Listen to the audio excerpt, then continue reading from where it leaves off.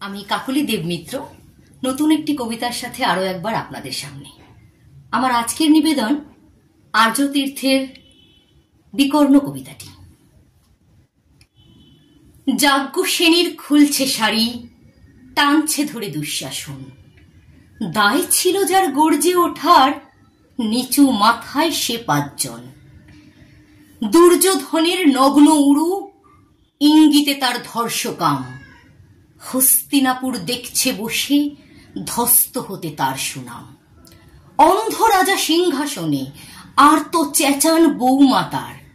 নিজের দলের নির্যাতনে সব রাজা হন নির্বিকার। কর্ণ বসে হাসছে হা হা, রাজার দলের লোক তো সে।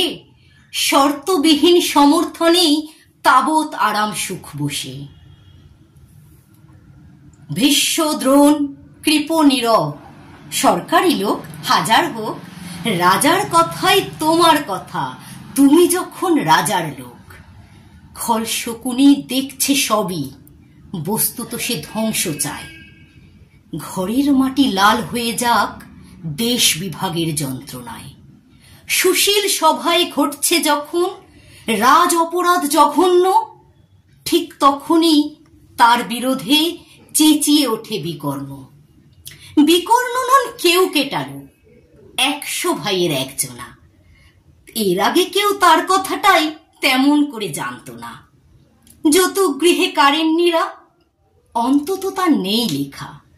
ভীমকে যখন বিষ খাওয়ালো, তখনও তার নেই দেখা। কিন্তু যখন প্রকাশ্যেতেই কাড়ছে নারীর আব্রুকেও, স্তব্ধ জিভের চুপ সাগরে বিকর্ণ হন একলা ঢেউ। চেঁচিয়ে ওঠেন রাজার কুমার যুবরাজের বিরুদ্ধে। মহাবলী পাণ্ডবেরও তখন গলায় শেষুর নেই।